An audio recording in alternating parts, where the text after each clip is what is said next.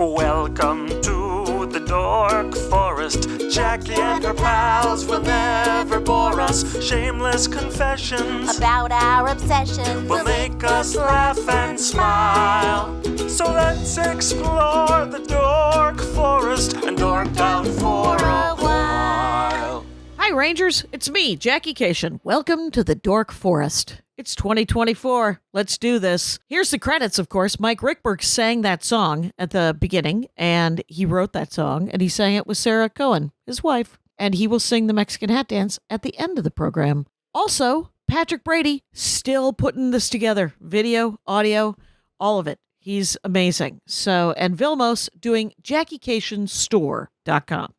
Squarespace is doing the regular Jackie Kashian page, and I'm thinking of moving the Dork Forest and dorkforest.com away from WordPress because it's driving me nuts. But those are the credits. But if you go to JackieKashian.com, you can get Dork Forest merch. You can get my stand-up merch. You can get my stand-up CDs and DVDs, which you'd have to have devices for those. You can also see videos and find out any number of things. I have another podcast called The Jackie and Laurie Show, but the Dork Forest is the flagship. 18th year. We're doing it, you guys. You can go to my Bandcamp or my YouTube for extra content. Please donate, is what I'm saying. It's 2024, and I think we've been in this long enough. Why don't you guys, everybody send me $100? That's what I'd like you to do. You can PayPal me. There's links all over the pages. You can Venmo me at Jackie Kashian. You can find me at a stand-up show and hand me a sweaty wad of 20s. Do something. But I love doing the show. I would love to make some money, is what I'd like to do. In other news, I'm sure there's more things that I should talk about, but I can't think of them. But let's listen to who's going to dork out about something, because that's my favorite part. Thanks for listening, you guys. You're all great. Let's get into the show. Oh my gosh, ladies and gentlemen, Rangers of the Dork Forest. It's me, Jackie Kashian. I'm in what is now my guest room. Boo-hoo. But happy to be here. It's a little echoey for the Dork Forest. But my guest today, one of two, I don't know when the other one's going to be on, but she's got a podcast with another person who's into this guy, this author. I've never heard of him. I've been in airports for 3,700 years. You would have thought I would have saw him in an airport. But Nancy Kornfeld has a podcast with her friend called Cussler's Hustlers?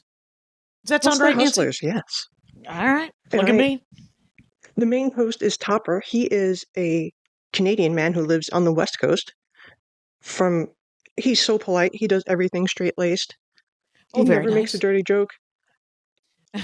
When he does joke, it doesn't land until 3 days later when you're driving and you're like, he said what? He's dry. It really has to percolate. Guy. Wow, super dry. That is some satellite delay on that kind of humor. Good for him. What's his name? His name is Topper, and he is, like I said, he's an engineer. His wife, for the Dork Forest Rangers out there, is a firefighter, a forest firefighter. Okay. So they are an awesome couple of people who do things. Right. Well, good for them. You have the map of the world behind you. You do things. Disgusting. And but Nancy, Clive Cussler. That's Cussler. the author. 50 books. Yes. I did the tiniest of research. How's 50 books? Still writing. 1973 to 2 years ago? Is he still alive? He's an overachiever because he died in, 2020. Wow. Still publishing, you guys. Good for you. You can't stop, won't stop. That's it. His son didn't take over. His nephew didn't. Michael Tolkien didn't just get involved and go, I'm going to just keep writing. It's Frank Herbert's son didn't go, what do you need? Hold on 1 second. Because I just got knock it off with the silverware. I can't hear the silverware. But if it's distracting you, it's not going to go well. So let's hear it. It's like I just started podcasting. My husband's rearranging the pots and pans quietly. Right on. Quietly. Doing what he can. Clive Cussler is an adventure book novelist. He was incredibly prolific. I'm going to make a lot of paper noise here for a second. She's making no noise, you guys. We can hear no noise. Well played, Nancy. He sold 100 million books, which is the same number of books that Tom Clancy wrote. Oh, okay. Does he write books like Tom Clancy? Tom Clancy writes a very specific submarine. Formulaic. Isn't that what Tom Clancy does? Oh, yeah. Okay. So you can put the ingredients into a vending machine and shake a book out. Yeah. It's a very Jack Reacher. I don't know if you know this about Jack Reacher novels. 456, he gets laid. Page 456, every book. Right around there. So if you're just looking for some sexy times in the Jack Reacher, feel free to pop ahead. So are there sexy times in the Clive Cussler? Sexy times. Dirk Pitt is where you go. Dirk Pitt, little misogynistic. Misogynistic because he wrote it in 73 to 2000? Or just misogynistic because you think he's always hated men? Or women? Or people? I think because it was written in 1973, these books are a lot like time travel for me. And Topper is a bit more of like, he read these as a child, and these are the technical books that made him want to go into mechanics and science. Okay. And, lots of things are culture, and we see the world through culture. And culture just isn't art in a museum. It's what's on TV in the laundromat. It's what kids are saying on the bus. Mm-hmm. And 100 million of these books were sold worldwide. So a lot of people have these stories in their hard drive. They read them when they were young, and they made an imprint. And I think that's important to examine. What is the message of every single Clive Cussler book? Clive Barker is a horror writer. That's a different kind of jingle jangle. Have a book. This is jingle jangle. Well. He is wonderful as well. Okay. They're silly adventure books. Each one opens a door to history. So there's always a tie to some far off country or far off mission that was during a war. And he gets everything anally correct. Every detail for every war or car. Okay. So he's like Tom Clancy. Geographic location is always correct. And he did a book called Raise the Titanic. And in terms of examining society through a Clive Cussler lens, it is a shoot-'em-up book. And there is a love interest. When he raises the Titanic after a lot of roomy mechanics and adventure, he zhuzhes up a room in the stateroom of the Titanic, and they have a love scene on the just risen boat. What would that smell like? What? Right, that's damp. That's not a sexy time place. That's a place that's where he has the sexy times. Always where it's damp. Oh, because he's in NUMA, the National Underwater Marine Agency. He can get into your bathtub legally. Let me tell you something. Is that it's interesting to me that does that exist? The NUMA? Oh no, National that part does Underwater? not exist. Okay, so not yet. It's ridiculous. So it might be coming. Right. We can't tell. We can't tell what will be invented next. I wouldn't be surprised when I found out that Ronald Reagan read all of the Louis L'Amour books. I was like, I don't like that. That's not okay. Leave those alone. Those are mine.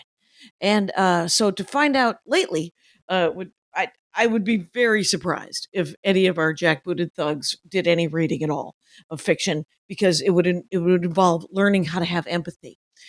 Does Clive Cussler's I don't think so. Do they have empathy? No, because it's other characters might. But this is why it's important to look at these things, because we are all heroes without a plot. In books, heroes get the plot, and they get to be heroes. So all of these stories where heroes have these great adventures, they make terrible people at home. A hero is not good at going to a job or getting the dishes done. Okay, so his heroes are just monsters, but they do the job that they're hired for?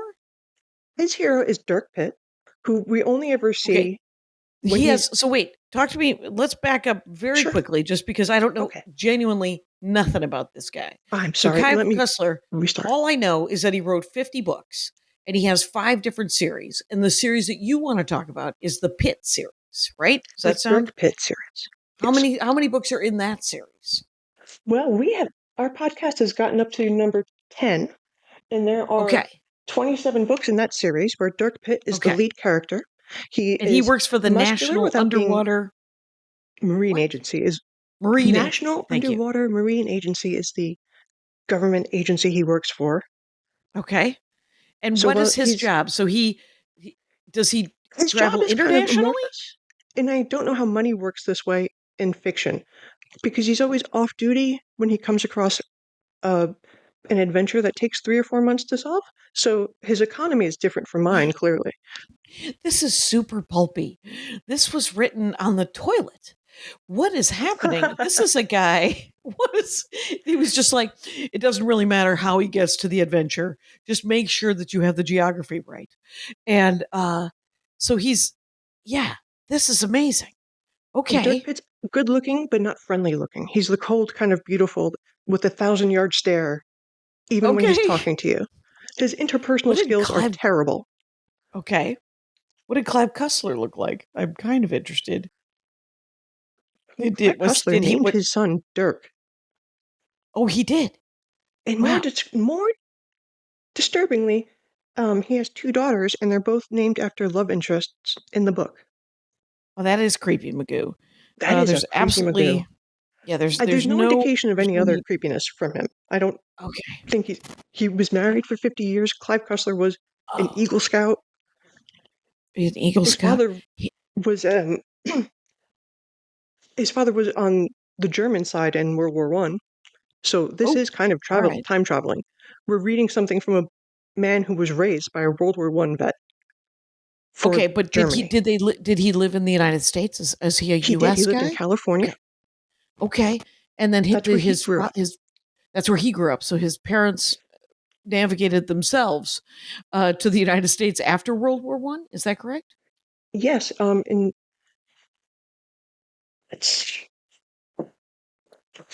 Dead at 88. Okay. Yes. He looks like he might have been a bit of an elbow squeezer, you guys. Oh, of course he did. This guy. Oh, he had a mustache. He had a mustache, a little goatee and a mustache. He looks like John Wilkes Booth in that picture. He does a little bit just because it's black and white. And I think John Wilkes Booth would definitely do an open collar. But he looks like he might be a low back guy. Like there might be a hand on the low back as you're trying to live your life. Hand on the low back is exactly where he is on the misogyny scale. That is peak 1980s is when he's writing, when he really hits his stride. We started with the first book. Don't go back to the first episode. Like the first book, he gets better. It's like watching a child grow up. Watching a writer grow up as you read the book sequentially is astonishing. He gets better and better. That's kind of exciting. Does he sort of grow up as a person? Time travel to the 80s with the hair. Everybody's wearing jeanette and going to Club Med. Right. Sure. Why wouldn't you go to Club Med if you had that kind of money in 1984? That's where you'd go. So he is sort of an agent for this National Underwater Maritime thing. Yes. What do the adventures like? If I'm going to read this book, what's the first one? Should I start with number 1, or should I skip ahead to where he's had some enlightenment? Well, I would skip to. Oh yeah. Number 2. That's an iceberg melted a luxury. Let me rephrase. There's a giant iceberg, and in it, a luxury ship is kind of melted into it. Oh. And from there, we meet the henchman or the villain, Christian Fry, who we know his machinations behind the scenes because he is a villain, and he's got a heroin smuggling operation. But then Dirk Pitt meets him as his true self, because the villain is actually a trans person and now goes by Christy Fry. Wait, the villain's trans? The villain is trans. The villain is always, there is a time when we had to stop where all the villains was like, they were lesbians who couldn't get some. they were obsessed. Sometimes they're trans people, sometimes they're gay men who can't tell their best friend that they actually love them like lovers. You got to let it go, authors. But this is, what is this, the 80s? So the trans guy is the this villain. in 1975, and you would think that it's tropey or a little like taking away, but Clive Cussler wrote Christy Fiery as hot. Like, he was into it. So you can tell through the books he's working through stuff. Right. Well, but good for Clive, at least admitting that admitting no beautiful people are beautiful people. Purely by accident. No? I think this Freud is was him on the just page writing, here. and the character just came out. Yes, to him. This trans person is hot and baby oiled and greased up and in a spotlight for no reason. Okay, and but they are the supervillain of the fancy ship that is run into an iceberg. And the main plot point is that this guy leads a conglomerate called Hermit Limited, and he's trying to create like a giant straw to suck all of minerals out from underneath Latin America. And your face is priceless right now. Right now, I'm interested. Now I'm invested. When a supervillain wants to create a giant straw that wants to suck the minerals, write me down for one $8.99 pulp novel, please. Yes, noted. What's the name of this one? It is I Drink Your Milkshake. 25 years before that was a thought. I don't even. Oh, right. I do remember that. It was supervillain. Okay. Or you can go to another one of his, Vixen 03. Well, Vixen 03 is my favorite because it is totally from a man's point of view. And when you read it as a woman, you're like, no, this wouldn't happen. That wouldn't happen. Like, his love interest is a congresswoman. Okay. And she's in Colorado. She's a great congresswoman, but her father is missing. Presumed dead. They've only found a thumb and a boot. Uh-oh. And Dirk Pitt is walking around her house naked, as he does, because this character is frequently nude. Wow. And described vividly so in each book. Wow, Clive. Wow, man. All right. And so Dirk is rummaging around his girlfriend's basement in her vacation house, as you do, because this guy is entitled to everything. There's the sense of entitlement to this guy and to the space around him, as it's written, is breathtaking. Like, just, dude, is there no trespassing in your world? And he finds like old book parts, and that's where the adventure begins. And he finds out later on what happened to her father. But the plots are more important. So he never, ever, we get to the whole book, the end, we finish up, and he never tells his girlfriend how her own father was killed. Nor has it come up in subsequent books. So I have to assume he's just sitting on this knowledge. Right? Why wouldn't... Wait. So the whole adventure is him finding out what happened to this guy?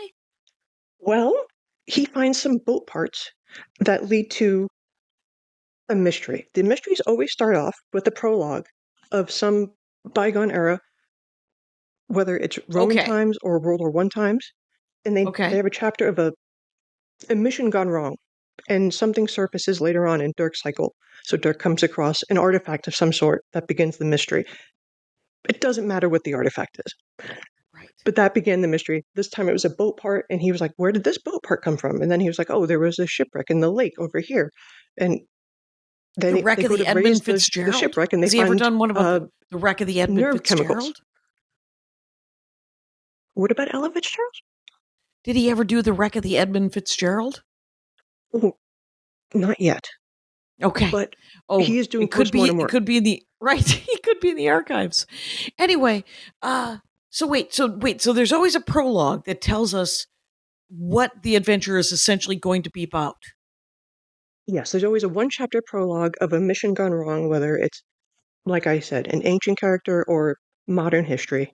And there is a treasure or a bomb of wonderment, like the worst bomb in the world, whatever it is. In this case, for Vixen 03, it's nerve gas or a neurotoxin that's been buried in the lake. And her neighbors, who killed her father, wanted to use it for scrap metal and unknowingly sold this bomb to African revolutionaries that don't know they have it. They think it's just a regular bomb and not a nerve toxin. So he tries to cram in as much adventure as you can. So you can see lots of things going on. African revolutionaries, missing planes. He's called a wild stallion, so he's really busy in this book. I could see why he forgot to tell her about her dad. Really? Now, a quick question. Does she become his girlfriend in subsequent books? Like, is she in other books? Well, his love interests do come back every once in a while. And in this book, she's the love interest. She comes back and forth, but this one I love because there is another hot lady in the book that is described vividly, all lips and hips. And he never touches her, never makes it past her because she's with another man. He kills that guy off, and that's the babe for the next book. Oh, that's how you make people. Yeah, you're just like, I'm gonna put you in the pantry. Make the hot lady. He's gonna get it, just not today. Well, patience is important when you're looking for your next hole. Jesus Christ. So you lost me now, Clive. Clive, I was with you with the supervillains. Does he make extraordinary supervillains? Is it super pulpy? It is super pulpy, and the villains come back sometimes, even after they've been killed. There's a villain called Fosgly. I know it sounds like some kind of lubricant, but it's the villain's name, Fosgly. Okay. And he's just like a waxy-faced yellow. Maybe he's got liver problems. He's always kind of portrayed as greasy and jaundiced, yes, and incredibly evil and sadistic. And he pops up again and again as the uber villain. Right. And yes, Lauren Smith, his girlfriend in Vixen 03, does come back, and I think later on in the series they get married. And he never tells her. No, never. That her father was killed by the neighbors. And she's probably forgotten about her own father. So why bring it up? Anyway, that's insane. This brings up the contrast between the way the sex scenes are described, and she's calling him a wild stallion, and she can't get enough because it is a pulp book. But we devote so many words to that, and we never get around to, hey, the neighbors blew up your dad. It's just where you choose to spend your words. It's informative. Right. Well, has anyone interviewed his wife, Clive Cussler's wife? I'm not sure he let her speak, but Right. How about him? Have you heard any interviews with Clive himself? No, I haven't heard any interviews with Clive himself. He was notoriously difficult to work with. He did write the book Sahara that became a movie with, what's his name? Matthew McConaughey, all abs. And he was on set every second of it and such a micromanager. Nobody would work with him ever again. That so much makes sense to me. Matthew McConaughey, without any information, he kind of gives me the creeps. So I don't know why I'm not a Matthew McConaughey fan. I just get this vibe that he's a little controlling. And I also have an unsubstantiated belief that no one's that good of an actor. So whatever your cast has, you got that in you. I saw My Favorite Year. I know that there's a hero in Peter O'Toole. Anyway, so it's very intense in those Lincoln commercials. I don't need to drive that intensely. Right. It's intense. So, okay, so he's Dirk Pitt. Is that his name? That is the main character's name, and he suffers from the same ills we do. He gets like politeness prison. When he's over the Lafferty's house, they serve him meat of unknown origin, and he's just, I don't know what this is, but I'll be polite. Who hasn't been in a politeness prison?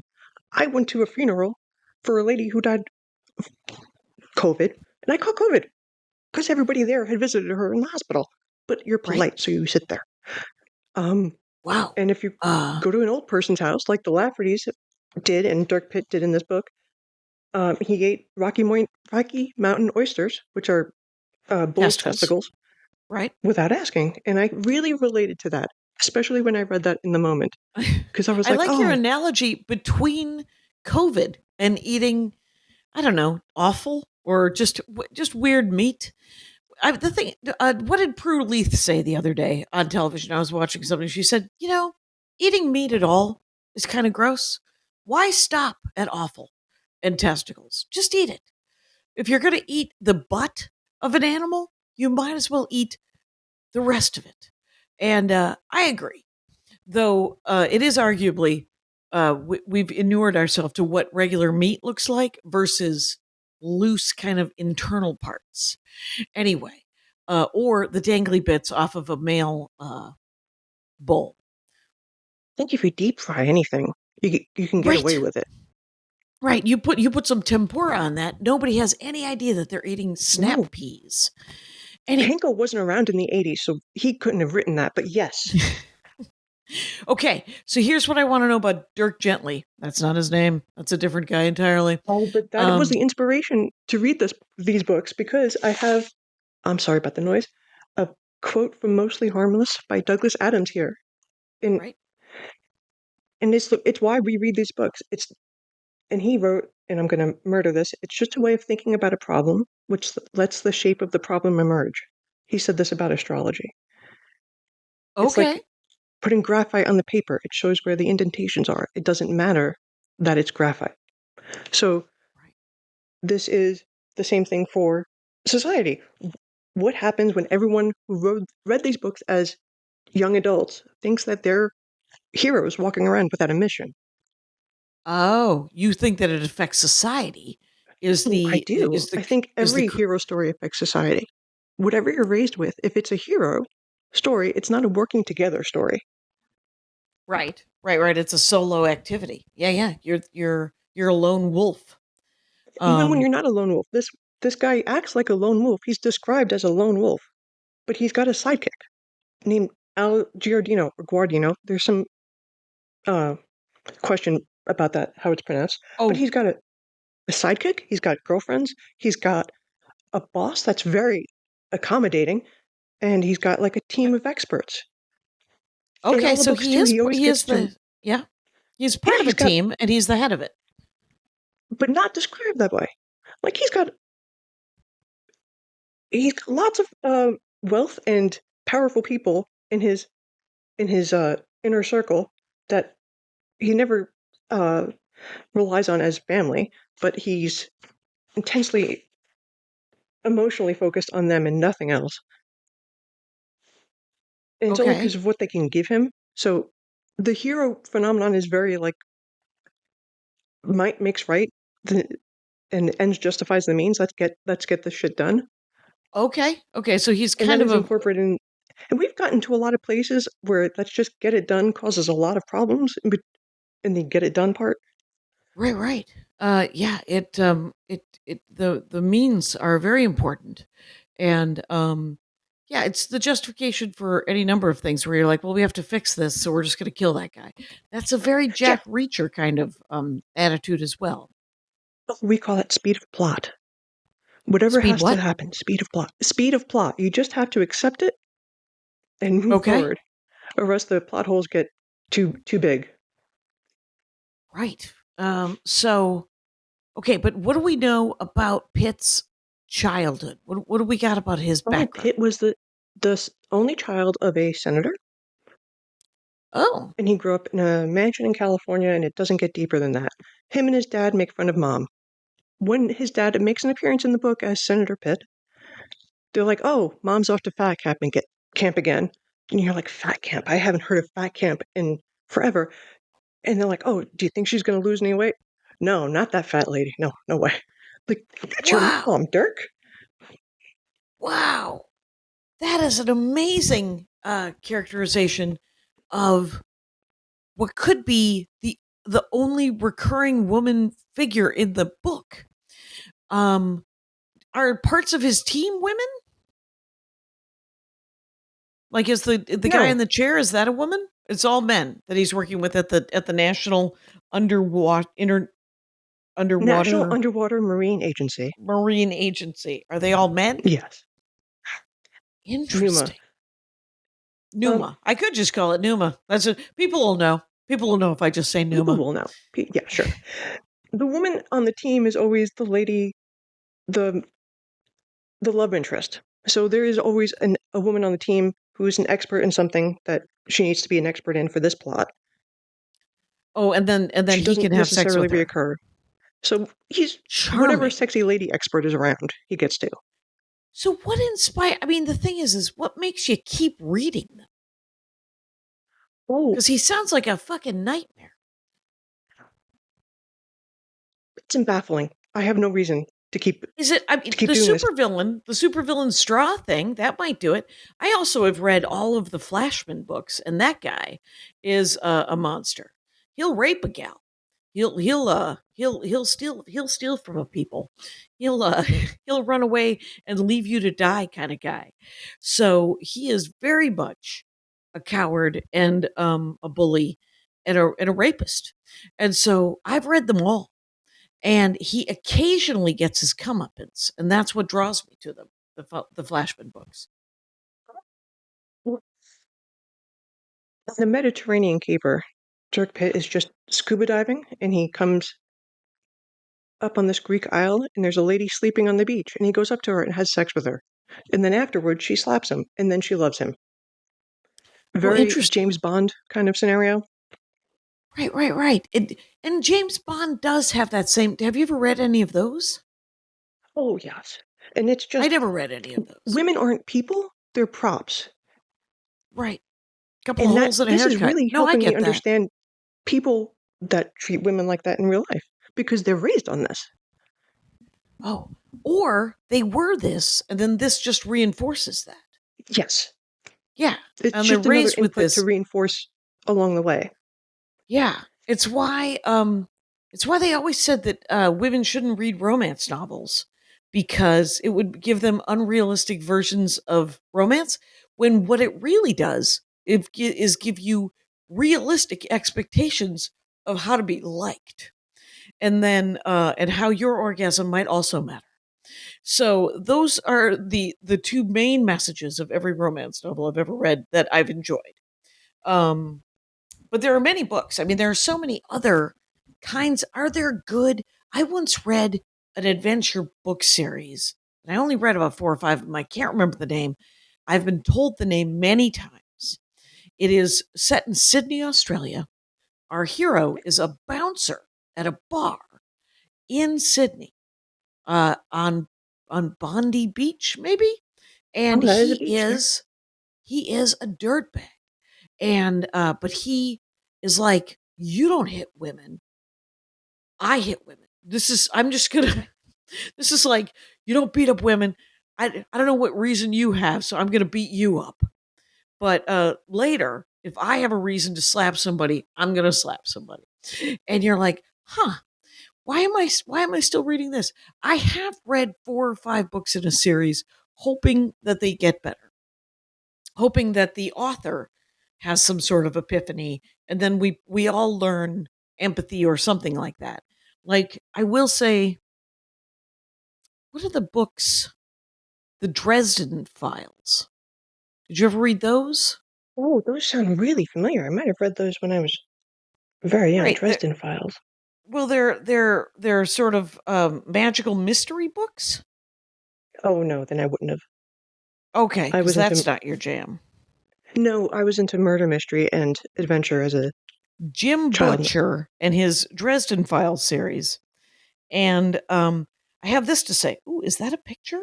No, that's not a picture. The guy who wrote that. Jim Butcher is the author. And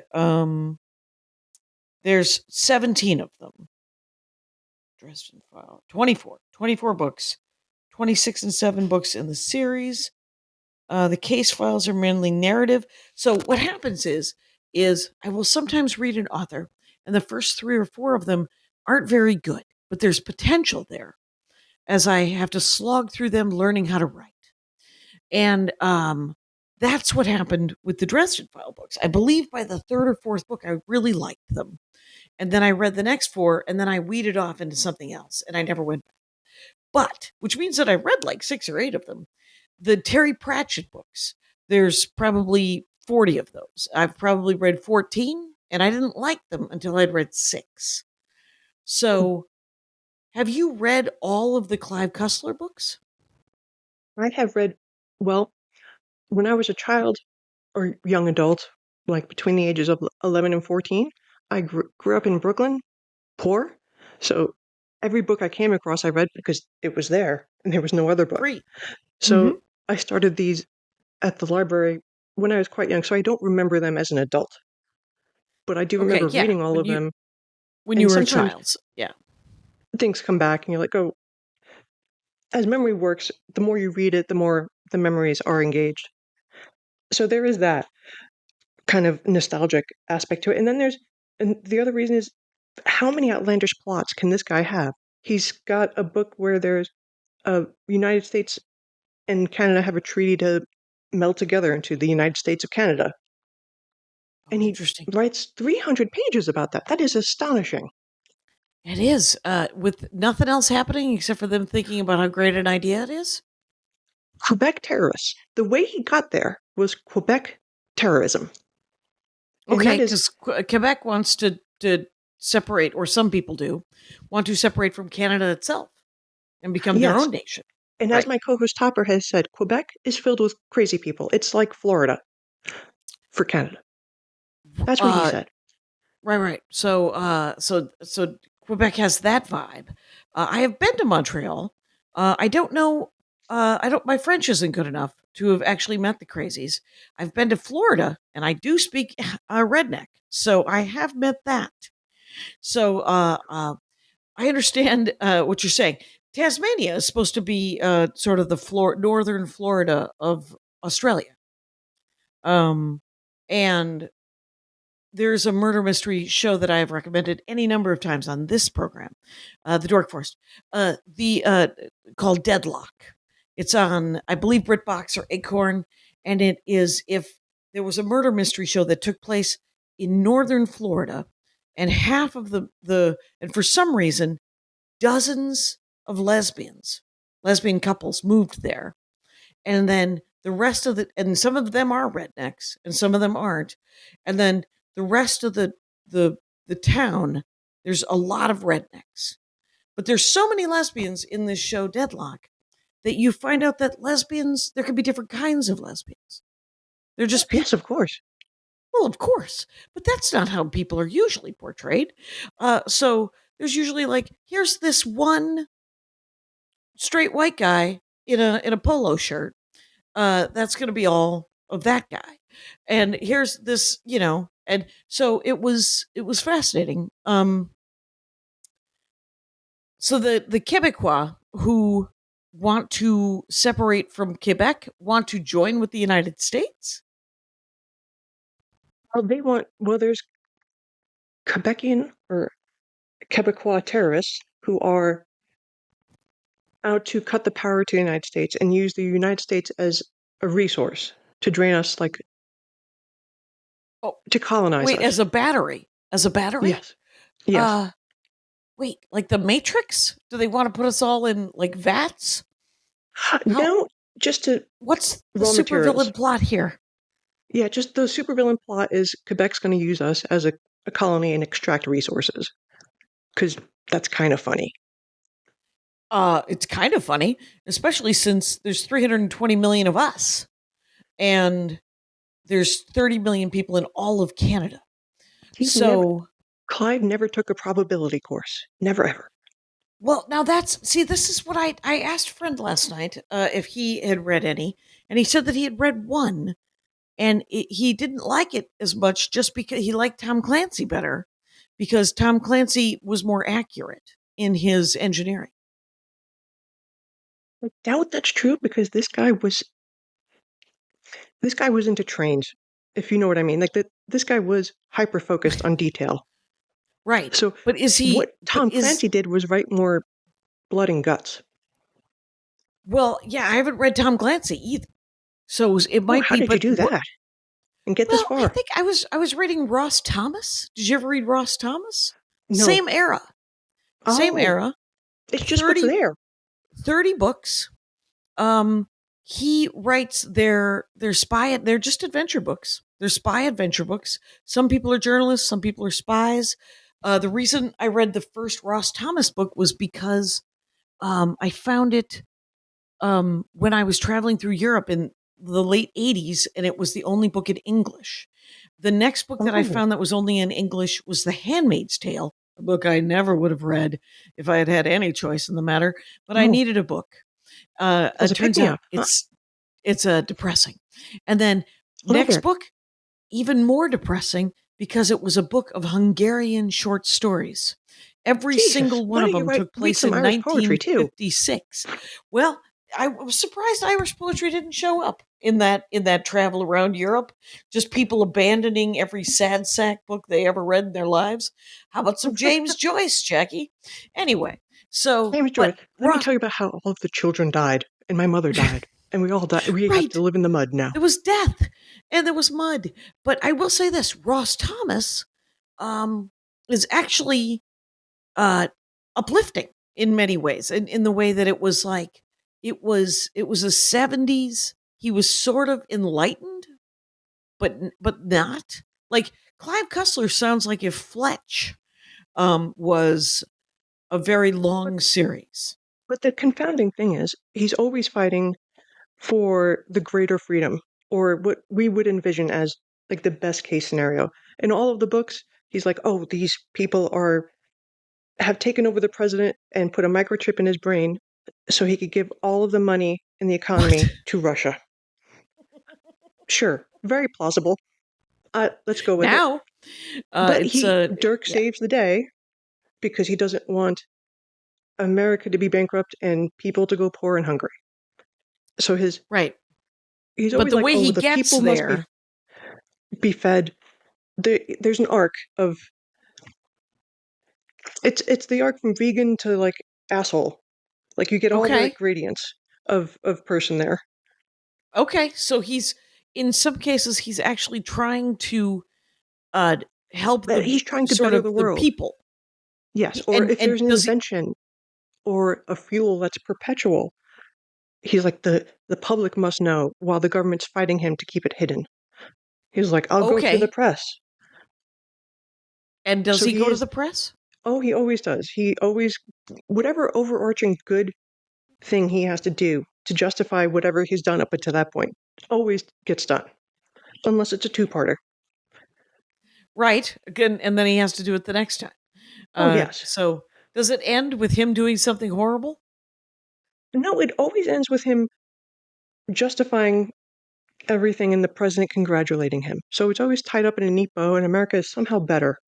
But in this world, in the 80s, we had, thanks to this character and his bringing science to the forefront and the gadgets that they have hidden, we have 3D phones, and he describes like Zoom calls and space colonies, because all of this technology that Clive Cussler wrote about from 1973 to 1990, it was kind of visionary on like the way history ultimately worked out. Like we do have Zoom calls.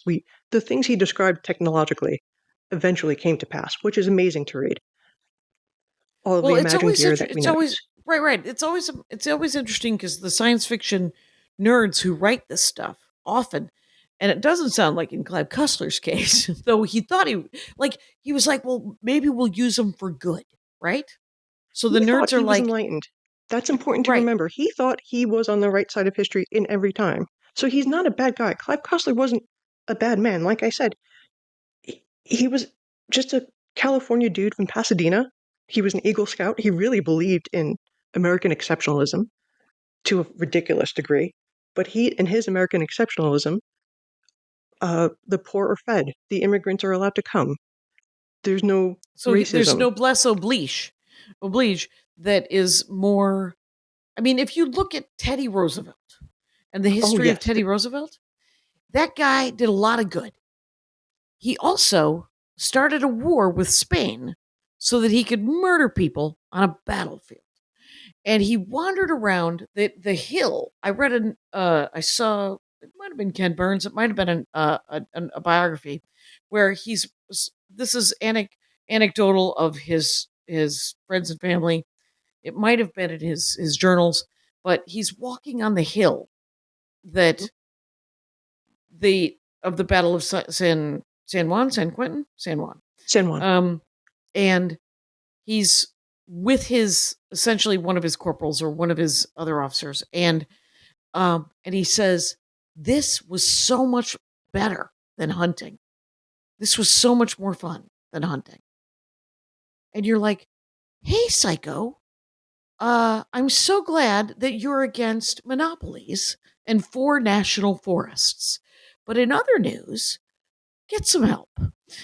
So he did. Well, it is possible for people to be a whole person, is what Clive Cussler sounds like. He really writes people that way, and he does it, I don't think, intentionally. I think he's writing just for himself. It's wish fulfillment. You always get the pretty girl, and you always have an adventure, and you're always the good guy. But he didn't see along the way the traits that make his good guy good are actually, he's kind of a jerk. Right. It is absolute power corrupting, absolutely, because he has the skill set, right? It's sort of like... And also, nostalgically, when he describes government, the people that are on the good side are there for doing betterment for society. And the bad guys are always corporate. Like, there is a corporate plot to steal, like, intellectual property that ends with Dirk Pitt throwing an elderly Chinese woman down an elevator shaft because she is... It's a long route to get there, but it's corporatocracy, and she was an oligarch. So she was the bad guy in this. Some Chinese woman. Yes. Are the bad guys often women? The bad guys are like 50-50 women. Okay. And if they're women, they're so intelligent it is beyond comprehension. Mm-hmm. The men are always like, how could a woman have come up with this? And does he always kill the bad guy? No. Sometimes, like I told you about in one of the books, he set up that lady, a pretty lady who was dating or married to someone else while he was dating his senator or Congresswoman Lauren Smith. When he's done with her, he sets her up with a sympathetic bad guy from England who's older, because he's like, her boyfriend before, he was fucking old. So let's get it. I know this other old guy who's also in shape. So I'm kind of done with this relationship. I'm going to set her on a plane with this villain. And send them off into a happy ending. So they'll be too occupied to do villain stuff.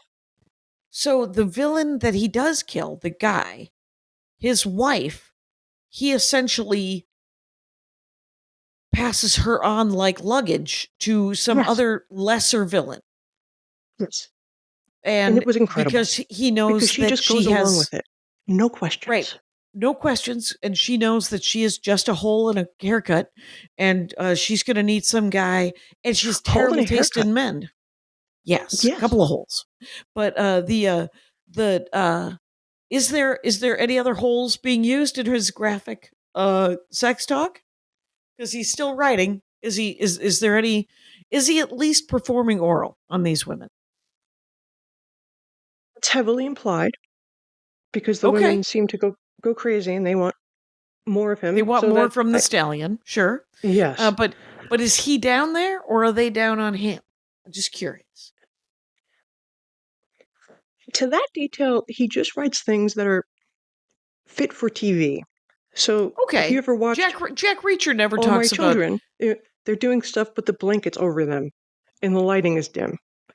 And they're going crazy. They're swinging from the chandeliers. He's describing it, but it's all just fluffery. There's no actual description. Right. But in romance novels, they usually say, "You went under the covers," and or she goes under the covers. Are so much better in that perspective. But he's just it's pretty clear that someone is going downtown, and so, but in the Jack Reacher novels, it's just, so are we going to do this? And then they do it, and there's some description about how everybody had a good time, and then it's a page later, and we've moved on. And Reacher, for some reason, knows which way the bad guys went, even though he's in a major city, and he's not a hound dog. That's every Jason Statham movie too. How did he get there? Why is he there without a shirt? When did the bad guys get the location? It's true. Okay. Hey, by the way, everyone should know that I am talking with Nancy Kornfeld, and we're talking about Clive Cussler. Clive Cussler. He's got 50 books. 20 odd of them are about this guy Pitt, Dirk Pitt.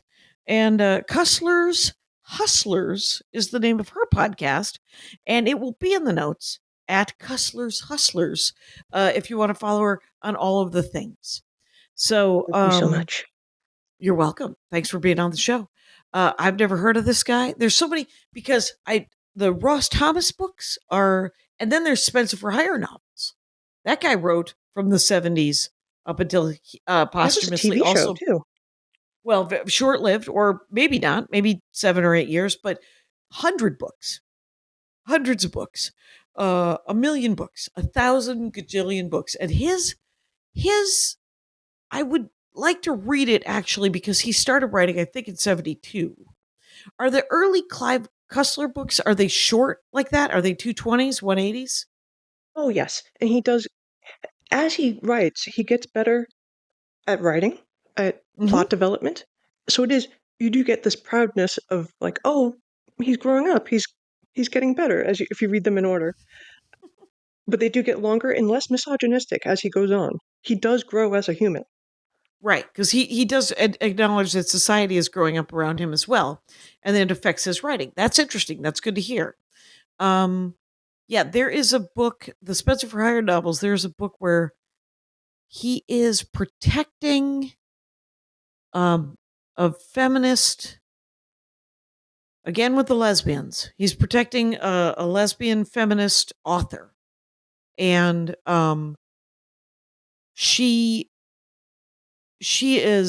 talks to his partner, or he's not a sidekick and he's not a partner. And we find that out because Hawk, who is his friend, who is a little, what's his name? Spencer himself all he is an English professor at Boston University or Harvard or something like that. Right. Heroes have been an English professor at Cambridge or Oxford, guesting at Harvard. Wait, is he? No, actually, I'm so sorry. Robert, what's his face was the English professor.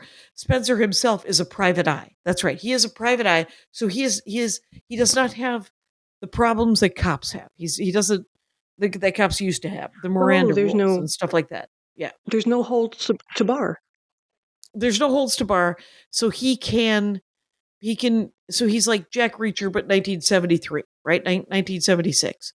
And not even Dirty Harry, right? Like Dirty Harry comes in as this anti-hero where he's a loose cannon. And he's just... I don't think he was an anti-hero for everyone. When I was growing up, he was just the hero. That was... Right. That was the new hero. The new hero... That was the soup that I was in. Right. Well, and it was because it felt like you had to get these guys, right? Like there was such a bad guy that there had to be a reason for to just kill him. There was it wasn't like the death penalty. You weren't going to do due process and then kill him, because somebody had already gotten rid of due process and they were trying to do rehabilitation. They were trying to rehabilitate these people. By the time Dirty Harry comes in, there's no rehabilitating these people. 3 strikes, you're out. Let's just kill them. Doesn't that get us to ICE?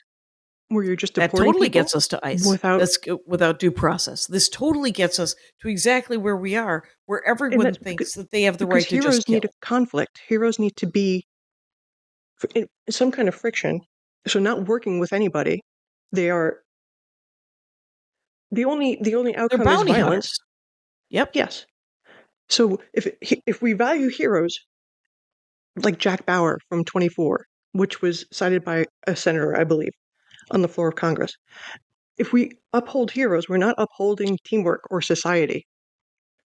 Even if the hero is doing something good, even if the hero finishes his overarching task, he didn't get there by perfection. He's not a good person. The debris that he's left in the midst of it all there is a collateral damage or people. Yeah. And collateral of humanity. Yes. And his own humanity. It's like, I was just talking to somebody about, I was watching Andor. The injuries they suffer in these books would flatten anyone for life, but they come right back. So we also get a depiction of there's no disabled people in the world, or there's no recovery. Right. And there's no redemption either. And there's no, the arc that I want to read, the arc that I want to watch, the hero story that I need to see is not, there was a pedophile and somebody shot him in the head, which is Jack Reacher, right? Yes. What I want to see is if you are it's like soldiers when the men and women who went to war committed murders, essentially, because they were sanctioned, government sanctioned murder, but murder. How do they deal with that in real life when they are not allowed to? They're not sanctioned anymore. They have to deal with their anger and with that guilt and with any sort of the Andor story in Star Wars is a prequel to the Rogue One story, which is a prequel to A New Hope, which was the very first Star Wars movie from 1976. So Rogue One is the story of how they got the plans for the Death Star and how everybody dies. Spoiler alert, Rogue One is a war movie where everybody dies. Andor is the story of Andor Kashian, who was one of the rebels in Rogue One, who in Rogue One, he murders another rebel because he can't afford for that guy to get captured and talk. Sure. So he kills one of his other resistance fighters, and he just kills him, and then he's gone. And Andor is the story of how he becomes that stone cold killer. So he is a good person at the beginning of the first season of Andor. He's an okay guy. He's just working. Sure. He loves a girl. He's living on a moon, whatever. So the second season is the arc of how he becomes more and more ruthless and more inhuman, and has to, for the purpose of defeating the Empire, because he is now a resistant soldier. And also, a hero is never mundane, but mundane is where everyone is. We do the dishes, we go to work, we come home. That might be positive for a family, but that's not heroic. Or it's not depicted as heroism, except for that. Yes, it's not what we hold up as heroism, because we have this Dirty Harry mentality, Jack Bauer, Dirk Pitt, and I think that evolves a society in a very particular way of always having hero worship movies, especially when we were raised by people who were raised by people in war. And that always, like, the people who were in World War II were raised by people in World War I. The baby boomers were raised by these super traumatized people who just came back from a war. But it was the only good You're not war. going to tell the good things. You're always going to tell the hero stories. You're not going to tell them about the time you slaughtered people. You're always going to reframe it. Right. And Quentin Tarantino, essentially is like, let's tell the slaughter stories, but make them heroes. Yes. Let's tell the slaughter. That is, and I think of those as not the hero, but as sort of the anti-hero, right? And there are the bad guys who, like Walter on Breaking Bad, always says that he did what he did for his family. Well, no, asshole, you didn't. You did it because you didn't want to get another shitty job. But you're some sort of science genius. You probably could have got a different science job. But the moment that he gave up hope in that first episode is where he becomes not a hero, not a villain, but selling himself as a hero. He takes a vulnerable 20-year-old and manipulates them into a dead-end life. And I tried to watch that because it was supposed to be, and it was very well done, very well acted, very well shot. Don't care. So third season, when the ATM falls on the 20-year-old's girlfriend, I'm like, oh, these people are never going to get their shit together. They're never going to figure out how to survive in the world with any sort of peace of mind. Just helping the person in front of them and doing the work around them, which is why I genuinely love stuff like Captain America. because because Captain America will save you from the bad guys and come home and do the dishes because he's a nice guy. Right. Well, and he's not going, Sam Wilson is Captain America now. He's not going to kill you. He's going to let due process take its route.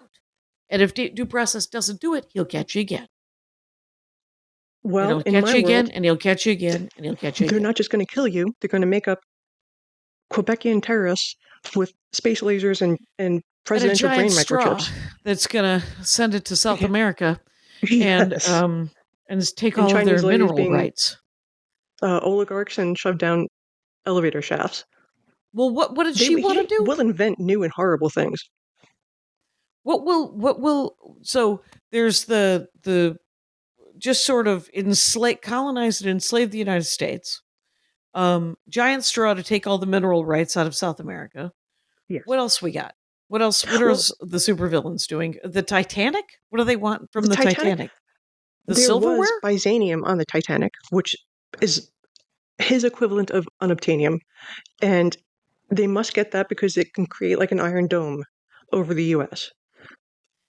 Okay. No missiles can penetrate it, so he has to raise the Titanic to get this mineral, which is also Republicans have read this not on the Titanic after all. It turns out it's in some cancer cluster in Ireland where they just buried it in some guy's tomb.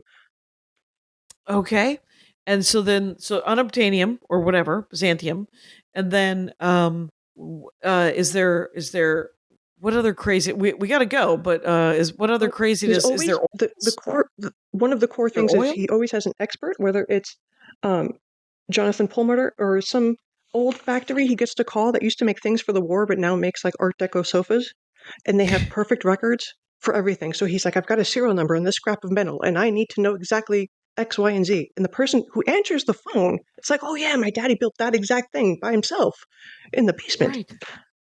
And that's in every book, and that's just comforting. It's like an Angela Lansbury kind of. It's the thing device. It's the thing device is very, very comforting. I have this to say, Nancy Kornfeld. It's been an hour, and we have talked about Clive Cussler a lot. Rangers, Cussler's Hustlers is the name of her podcast. You want more of this in depth per book? You knock yourselves out per chapter. Re-examine this per chapter. Bringing it. It is fun. I swear to God, it's fun. My co-host Topper is much better than I am and much more polished. I swear. But these are a great way to examine society through this. Right. It's if you like podcasts and you have podcast time, do it, Nancy Kornfeld, and listen to it with her and Topper. Thank you so much for doing the show. Thank you. And you're welcome. And Rangers, you know the rules out there. Take care of each other. Hiya, doll. How was the show? It was a show about an author who was clearly like an airport author. Like a guy who has 1 million books at the airport. And I vaguely remember seeing some of them there 10 odd years ago. His name is Clive Cussler. Not Clive Barker. Right. Clive a different Cussler. Clive. Mm-hmm. All right, Clive Cussler. And what kind of books are they? Well, Nancy Kornfeld has a podcast about, he's written 50 books, 5 different series. This is the biggest series that she follows. A guy named Dirk Pitt. Okay. And he works for something called NUMA, the National Underwater Marine Agency. Okay. So these are modern books. These are not fantasy or sci-fi. They're right. But they are modern fiction. And yet the supervillain in one of these books wants to create a straw that goes to South America and steals all of their minerals. Through a straw. Through a straw. He wants to raise the Titanic, not to roll the bodies, not to get the silverware, but because supposedly there's like an unobtainium on the Titanic. Well, there was a giant gemstone.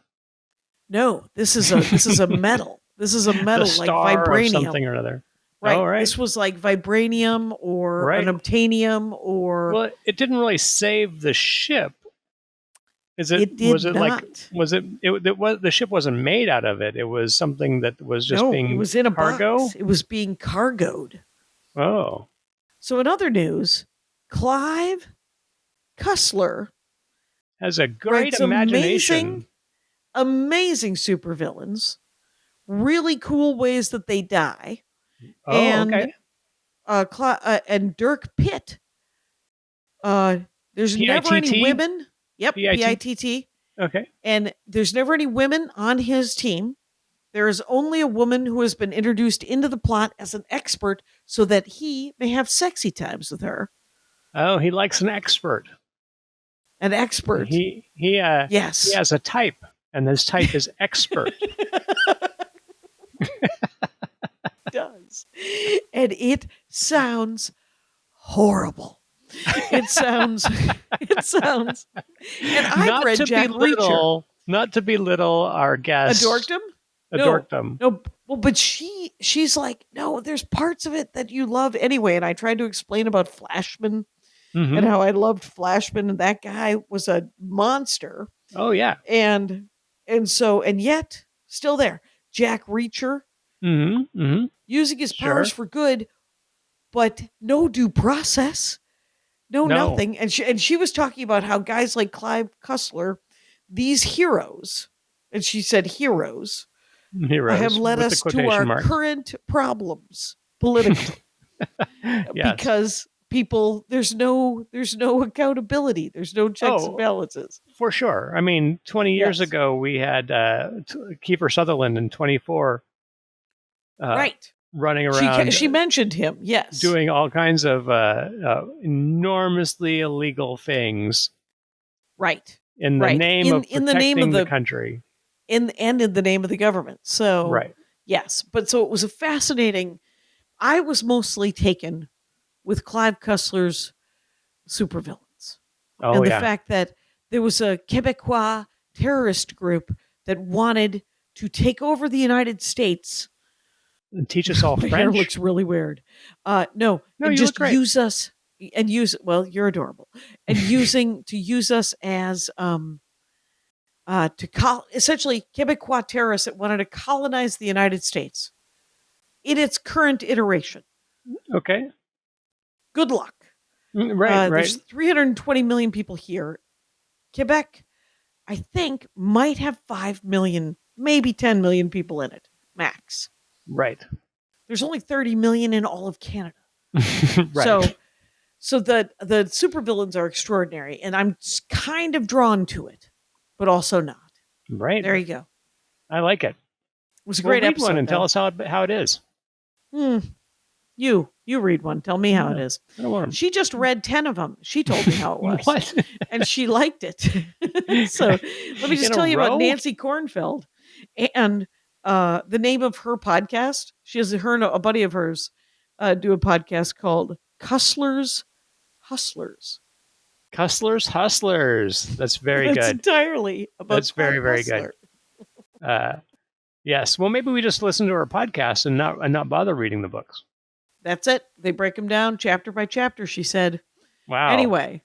It was a great episode. Rangers, thanks for listening, and take care of each other out there. My hat, my hat, my hat. They're dancing around my hat. My hat, my hat, my hat. Well, what do you think of that? If it looks like a Mexican hat dance and it sounds like a Mexican hat dance, it's most likely a Mexican hat dance. So take off your hat and let's dance. Yay! Oh my God. Why don't we just call that as the end of the show?